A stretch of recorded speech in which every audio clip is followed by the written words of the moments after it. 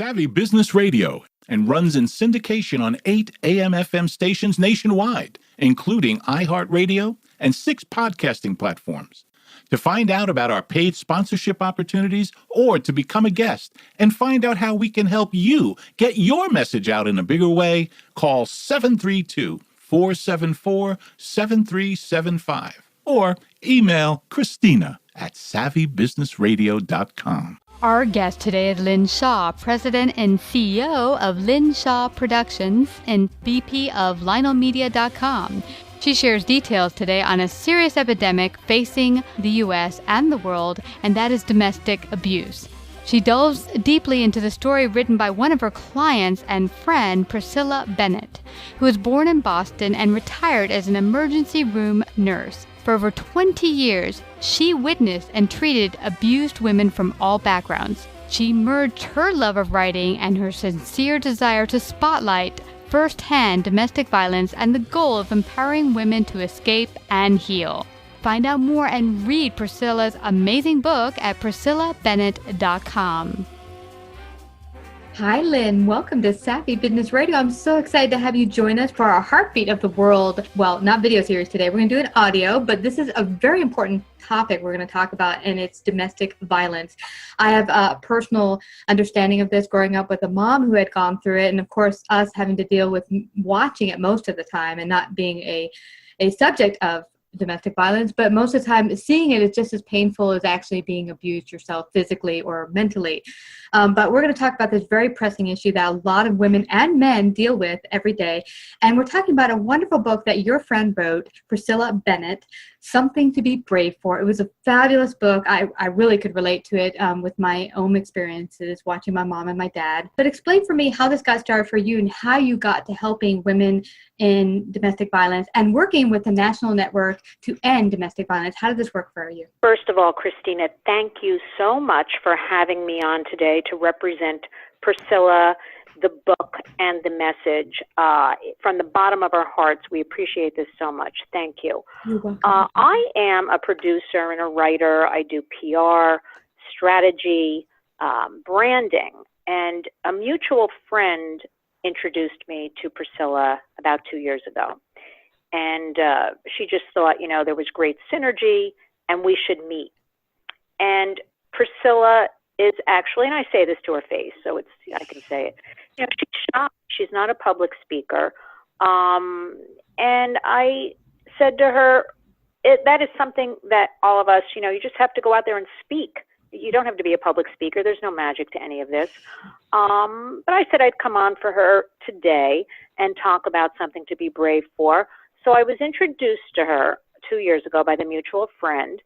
And I read, at the time, she had a manuscript she was finishing up. And she said, would you mind taking a read? And I read it. And knowing about domestic violence, reading, hearing about it, knowing friends dealing with it, but I've never experienced it. I fell down this rabbit hole, and literally, by the time I read the manuscript, I ended reading it. My stomach was churning. I felt sick. And I knew when Priscilla was ready, I would do everything in my power to assist her in getting out the book, in getting out the message, and helping her. And about a year later, she came back to me and she said, well, I have a publisher. I'm ready to go. Will you help me? And we started cooking together and getting this message out. And I wrote to the National Network to End Domestic Violence. I called. I wrote again. I called. Finally, a lovely person got back to me.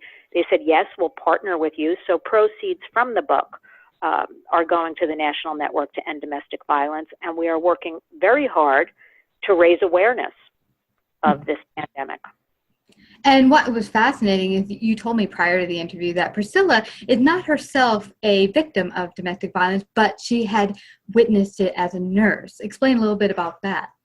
And that was fascinating as well, because she is very happily married to her husband, Harry. She has 3 beautiful daughters.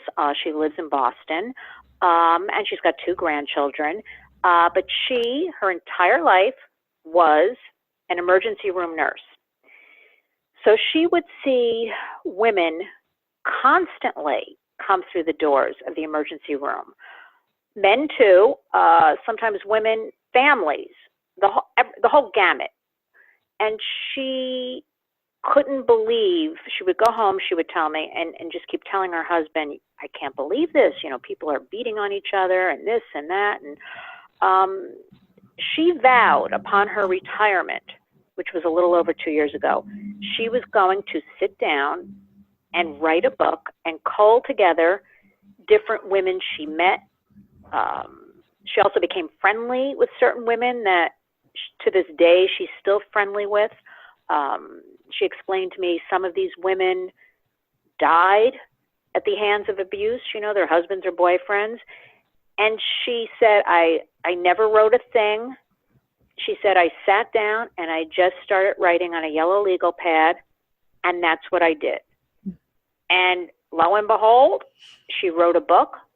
It's resonating, and it's an easy read with a very deep message, though, and we made it very affordable for everybody also, because we didn't want to make something that, was too expensive and people couldn't buy. And again, we're donating proceeds to the National Network to End Domestic Violence.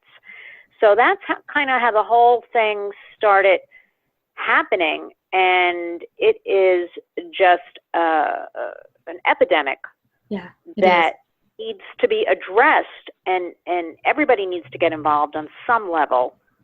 And no matter who she speaks to or I speak to, everybody knows somebody has suffered from it, is involved with it, died from it. So it's touching everybody. Yeah, absolutely. Subject matter. It is. And even from our perspective, I told you before the interview, we were mostly not harmed physically, but it's quite emotional to see your mom going through abuse. And what I found interesting as a child, and I questioned, why didn't she just leave, and why are we here?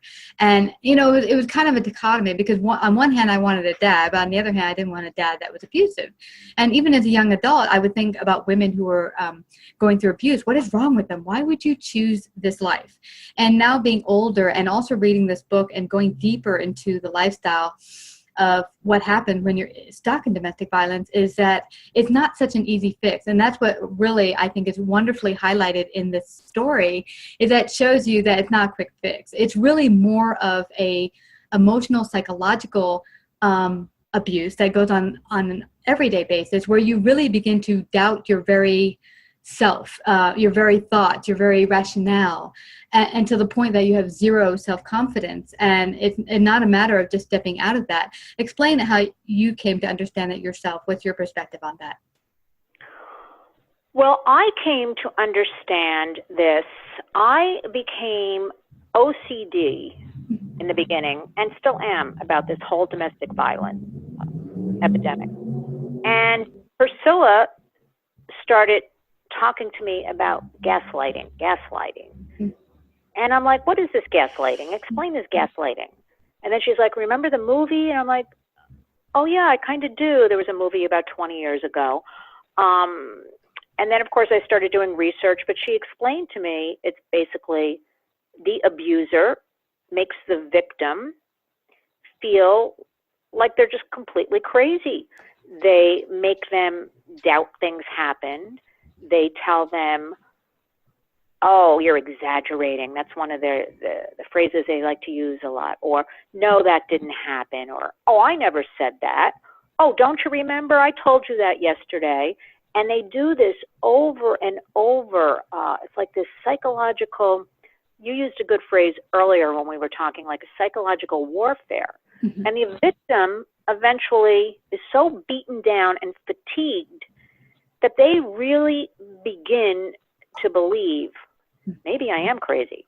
Maybe that didn't happen. And they doubt themselves. And there goes the self-esteem. And there goes everything. And they just become sort of this puppet. Mm-hmm. And they really just doubt what's happening around them. So they're conditioned from the abuser. It's called gaslighting. Mm. And also an element that came about, for many years, my mom would rationalize, I fell down the stairs, I'm clumsy, I'm the stupid one, whatever it might be.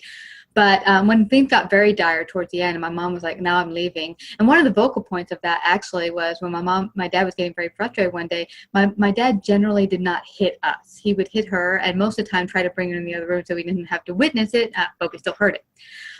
But when my brother and sister were 2, he had an outburst where he hurt my brother pretty bad. And that was the moment I could see in my mom's eyes where this can't go on anymore. Things need to change. But once she wasn't buying his lies anymore, and she started to kind of step out like, I'm going to make this happen, then came the threats. And the threats were deep. And when you're dealing with a man you've lived with, like my mom, for 16 years, and then he says, I'm going to kill your family if you leave me. I'm going to kill the children. I'm going to kill the dog. And, he's always made good in the threats. So as an abused woman or man, you're like, if I step out and on my own and take the children with me, there's a good chance that I could kill them.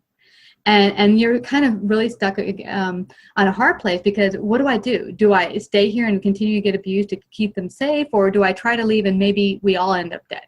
It's not like I began to realize, not a quick, easy yes or no answer or decision. You're correct. There is no easy is not even a word like we can use, because the character in Something to Be Brave For by Priscilla Bennett. By the way, everyone can go to PriscillaBennett.com, and Priscilla's website has an Amazon link and lots of blogging and information about everything to do with domestic violence. But Something to Be Brave For, that title of that book is the character Katie in the book. She had her daughter, her little girl, and the child, is what forced her to finally stand up, realize after years of abuse, I've had enough. She had this little girl, so in the back of her mind, she had someone to be brave for. That was, her impetus that made her finally, I don't want to give away the plot line, but that's what gave her strength, because she certainly put up with everything from this man. And the other thing is, there is so much information out there and available, and resources and free legal aid, but I still find in talking with women, women are scared. Mm-hmm. And one of the most common things you hear is, I have nowhere to go and I have no money. Mm-hmm. So they just take it upon themselves to stay in the situation and deal with it, because they really feel they have nowhere to go and they have no money. So, let me not upset the kids, and they're going to school, and at least I'm feeding them. And I think that is the biggest issue that really has to be addressed, because there are wonderful resources and sheltering. And yes, change is scary. But Priscilla certainly we want women to know there are places to go. Priscilla was telling me, women would walk through these emergency room doors, broken noses, their eye, black eyes, hair ripped out, broken arms. But unless they told the story that they were abused or their husband or boyfriend hit them, there was nothing that could be done. So they were patched up and they were just sent back out there. So getting back to your point of, this really goes deeply psychological and mental, this whole domestic violence issue. Yeah, and really the first place most people go to, and in the book too, the character went to the ones closest to them, which is family, and that's what my mom did too. And here's the thing, and I told you this, and that my dad was super charming. Everyone thought he was the best husband. They were quite jealous of my mom, saying, you have the best family, the best husband and father, and that was not the truth. And it's hard when the guy who's the abuser, or maybe even woman, is so charming and gets everyone to believe that they're just the best husband or wife, and then how do you go out there to the public and say otherwise? There's also this humiliation that you're lying, because they're not like that. They couldn't be like that. They're wonderful people. And so that's why I love that these outside resources exist, because sometimes your family is not the best people to go to. They're too close to the situation. They can't see beyond what the facade is, if you know what I mean. Yes, and I think the National Network to End Domestic Violence out of Washington, D.C. is just fantastic. And they're also affiliated with the Women's Law Organization for free legal advice and help, because another facet, we could just spend hours, Christina, talking about all of this, is the financial aspect of this whole domestic violence. There's a lot of legalities, you know, you have your finances with your husband. You know, I keep saying, I'm talking about women in particular, but again, I want to reiterate, there are men too that get abused. The number's larger for women, but it goes back and forth. But, you know, when you have your finances or a house mortgage, or I have heard stories where a couple sharing a car, sharing the pet. That's a big one. We talked about that before we started, you and me, a little bit about the pets. Mm-hmm. Women have been called, you know, come back to the house and pick up your dog. They hold pets as hostages, some of these abusers, and the women go back, or the man, and they get shot. There's a lot of stories in the media about this, or the pet gets murdered. But again, you're correct, as in the book, Something to Be Brave For. You know, the character Katie, her own parents didn't believe her and just told her, oh, he has a very demanding job, he's just tired, or you're the wife of a doctor, so, you know, just let it'll blow off, or, you know, put yourself back together. And it is quite a psychological horror story, the whole thing.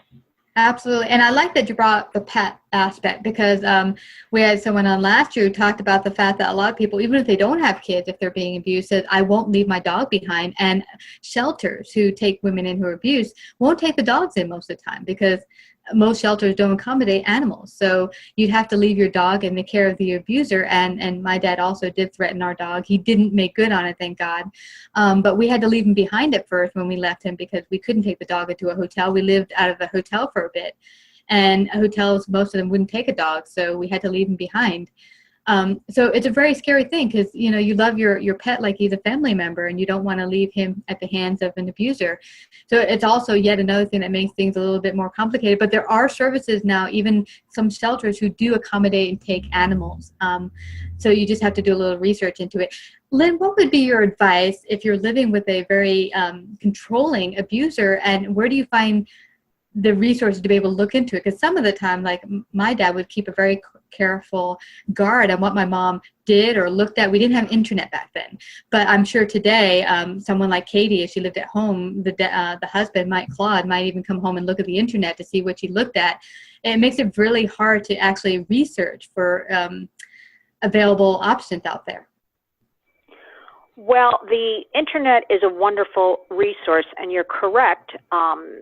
Even when I sign on to different sites, pop-ups come up. Are you sure you could be tracked?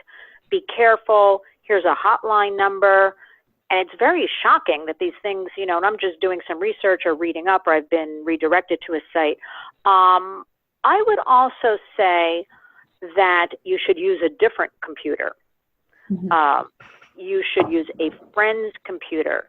If you don't, a lot of these victims are very isolated. So they don't even have, you know, we all need support around us, but they don't even have that support. They haven't opened up. They haven't bonded with anybody with all this going on.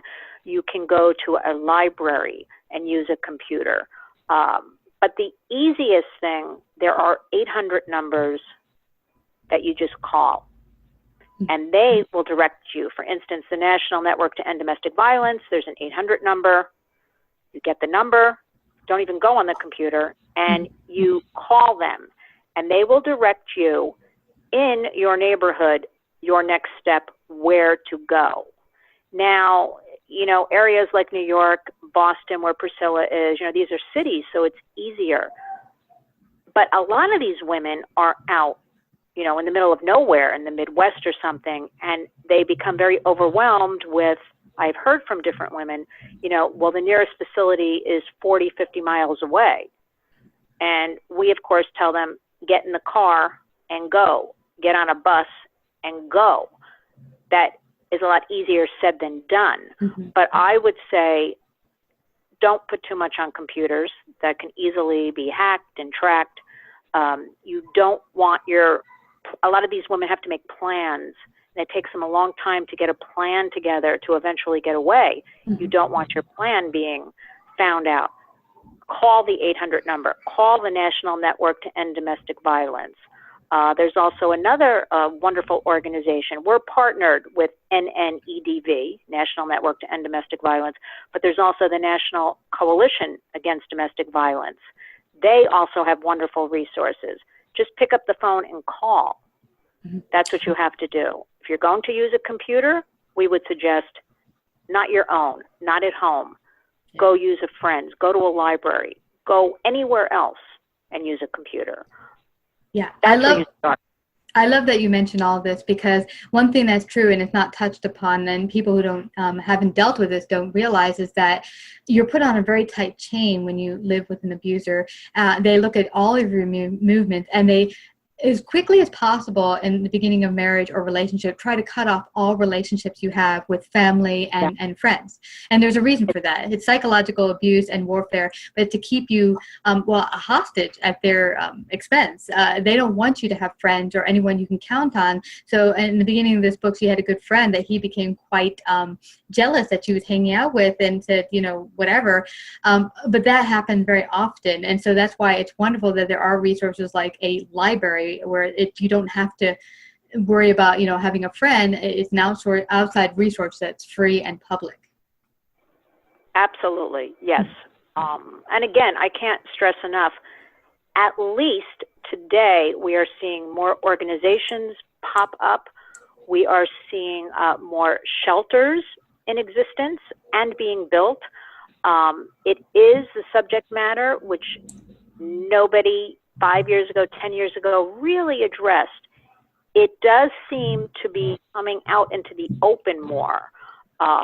More celebrities are beginning to talk about it. Tamron Hall is now going on a tour across the country. Her sister was murdered 10 years ago at the hands of an abuser, and she formed a foundation in the name of her sister Renata, and it's called Renata's Fund, and she is openly going out there and talking and rallying women together. And the other thing I want to stress is it's a support system. So if you know, it's a very, touchy kind of subject matter, but one might suspect a friend or a family member is suffering from this. So a big question is, how do you deal with that? Because the victim, most of the time, will deny it. They'll immediately cut the family member off or cut the friendship, and if you just plant the seed with them, call me if you want to talk. Here's a phone number, hand it to them on a piece of paper. Just plant the seed and get them to start thinking a little bit. That's the start of everything. That's the beginning. I love that. Early on, I a number of years ago had a good friend that I suspected was dealing with abuse, and I started to bring up certain things I was seeing based on my own experiences. And of course, she cut off relationships with me, saying, right, "You're completely wrong. He's the most wonderful man ever." I said, and that's why I like that you say planting the seed, not just trying to push, because when you're not in the position where you're able to see that this is going on, because like I said, Claude, the character in this book, as well as my dad, super charming. Most people would find him to be the greatest catch ever as a husband and father. So it's hard for the even abuser to come to terms with, this isn't the greatest man ever. So I mean, just planting the seed that I'm here for you if you ever want to talk is just the best way to start. It's simply just lending the smallest amount of support that one, just so they know, because intellectually somewhere in the recesses of your mind, if there's somebody there, so when you're ready, you could turn to them. That makes all the difference. It may not happen immediately, but at least it's something. So I just think, again, it's a touchy subject matter, but we all are in this together. This is the way Priscilla feels about it. She is so adamant. She has the time now, wants to really raise awareness, help. There are different ways to volunteer. There are different ways, to send $5. You can buy the ebook for $3.99. Again, the proceeds are going to the National Network to End Domestic Violence in Washington. I'm seeing these 5K runs. I'm seeing high schools and colleges now are baking cupcakes for violence. And it also all plays into, we're just coming out of April, but it's Sexual Violence Awareness Month, the month of April. So that all goes hand in hand with this whole domestic and emotional abuse that we're talking about. So we all suffer or know somebody, and it's all connected. We touched earlier upon the opioid addiction. A lot of victims become addicted to alcohol and drugs, or, as Priscilla was telling me, victims would show up at the hospital and the doctor would very nonchalantly say, okay, here's a prescription. This will make you feel better. You'll forget your pains. And she was just, it was horrible. She told me that these women would just be sent away with a prescription, and then a lot of them become addicted later on. So that's another issue to deal with. But this is a full circle that we all have to get busy and work on and be dedicated to. Yeah, I completely agree. And my greatest hope reading the book and having experienced, at least from not being the one being abused, but seeing it happen in my own family as a young child, is that everyone will take from this. Maybe you're just dating someone and you'll start to read this book and see signs in the significant other you're dating that maybe this isn't a good choice to go forward, to really hopefully open the eyes of people who maybe are going through a difficult or abusive relationship, to open their eyes and say, okay, there's something better for me and there's another option, and to see the reality in this book. And because I think sometimes it's easier to see the reality in someone else's life when it's painted before you than to see it in your own life. Absolutely. You really hit upon something that is a wonderful point you're bringing up. Yeah. Absolutely. And that is Priscilla's hope that this book will serve as just a wake-up call. If you see any of these signs, think twice. And you're saying that, so you're exactly on point about this. Absolutely. Well, Lynn, I just want to thank you again. Everyone, please go to PriscillaBennett.com today and purchase the book. Help out in any way you can. And I just want to thank you again, Lynn, for coming to Savvy Business Radio and sharing this great wisdom and very important information today. Christina, Priscilla, and I thank you so much for spreading awareness, for having me on. Thank you so much. It just means the world to us. You betcha. You take care, Lynn. Is your company one of the 93% surveyed, indicating they are ineffective at forming strategy? Companies successful in forming strategy use a strategic decision process. Foresight Business Consulting is developing an online course that teaches a new strategic decision process. You can enroll as a founding member at a fabulous discount during Foresight's crowdfunding campaign. Visit the Lean Strategy Masters campaign page at bit.ly/Lean Strategy Masters or search for Lean Strategy Masters on Indiegogo.com.